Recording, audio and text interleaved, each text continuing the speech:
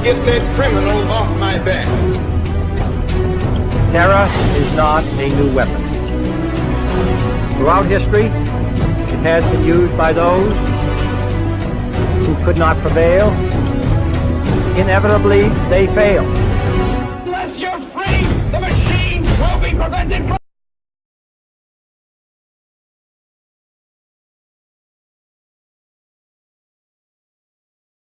Oklahoma is looking to reform their prison system, and they did manage to pass some legislation, but then they decided to halt actually implementing some of the provisions in that legislation. And the reason why they did that was because all of a sudden it turns out that for-profit prisons wanted a little piece of the pie. Of course they did. They have a profit motive, right?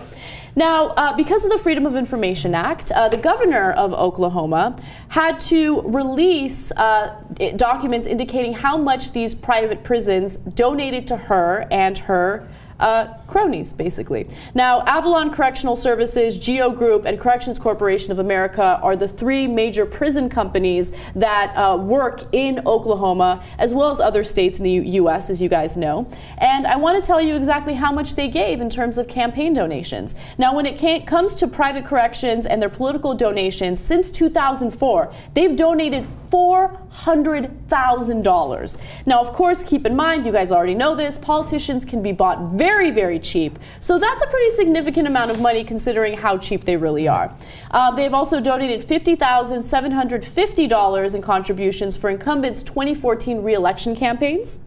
And also, if you look at the top recipients of this money, Governor Mary Fallin received about $38,250. House Speaker T.W. Shannon received $35,950. Senator Clark Jolly received $29,301. And also, Treasurer Ken Miller received $17,500. Now, the list goes on and on and on. We don't have time. We're going to read every one of them. We are not going to read every one of them.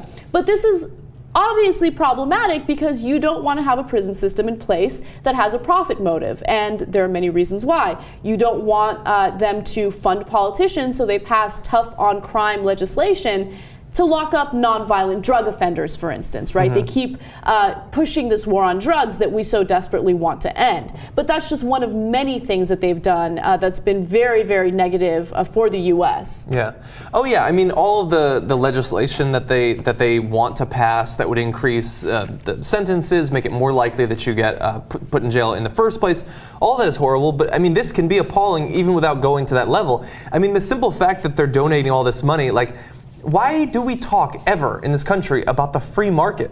Yeah. Why would these private prisons put any real effort into being the best private prison they can be so that they can win out in the market when you can just give $400,000 and just get a contract given to you by the government? And they have these contracts that are incredible. For instance, they have to make sure, the government has to make sure that they have a 90% occupancy rate, which means that we have to keep funneling inmates, right? So that means that we have to make sure that we keep arresting and detaining as many people as possible so these companies can make as much money as possible. At the same time, they're not private at all. Do you know how they're funded? They're funded by taxpayers. The only difference is they don't have unions, okay, and they basically have these contracts that ensure that they make as much money as possible, and they have shareholders. Yeah. You know, it's disgusting that this is allowed to happen. SB 1070 in Arizona was supported by for-profit prisons. You know why? They want to detain as many undocumented immigrants as possible before deporting them. Isn't that a little counterproductive when we don't want to spend our taxpayer dollars on undocumented immigrants, right? Don't we want to deport them immediately? No, we want to make sure that companies, corporations make as much money as possible off of them, and then we deport them. Yeah, and it's been well documented in stories that you've done that they end up costing far more than the states, than the public prisons that they replace. They end up costing more both because they actually have to make a profit.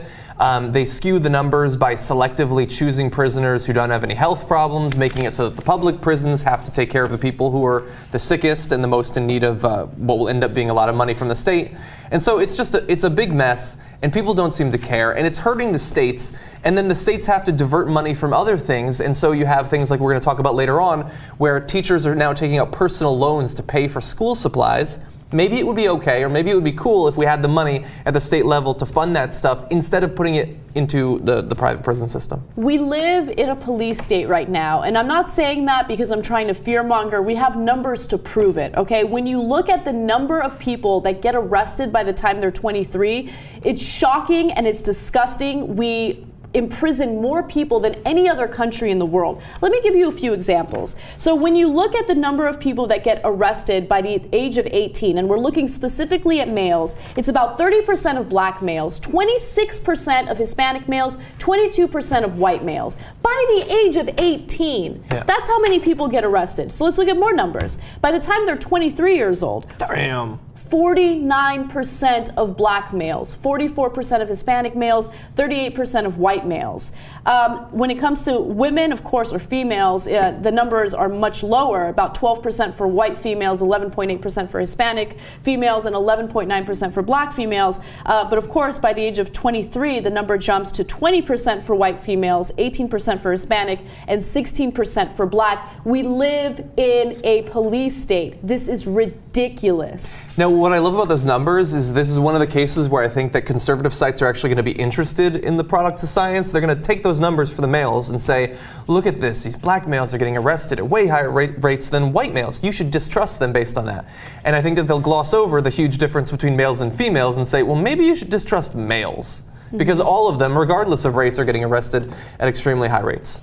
Now, granted, the thing is, again, you can misinterpret this by assuming that, well, if they're getting arrested, it must be for something serious. In many cases, no, it's like truancy or things like that. They're excluding any sort of traffic-related offenses there. But I think that those numbers are going to be used by things like the private prisons and Republican candidates for office to give you this idea that we live in an incredibly unsafe world when the exact opposite is true. Yep. Rates of violent crime, rates of rape, and things like that, murder, are at all-time lows nationally. But you don't hear that from the news outside of us because they don't talk about it. No, they want to focus on how we're all awful, we all get locked up, and especially minorities get locked up. Right, and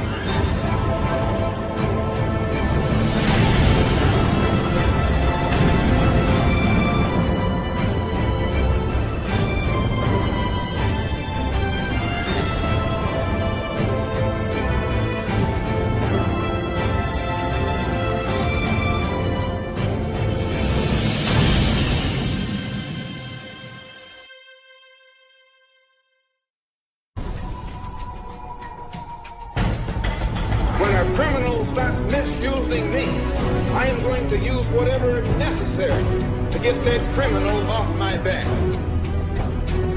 Terror is not a new weapon. Throughout history, it has been used by those who could not prevail. Inevitably, they failed. Unless you're free, the machine will be prevented from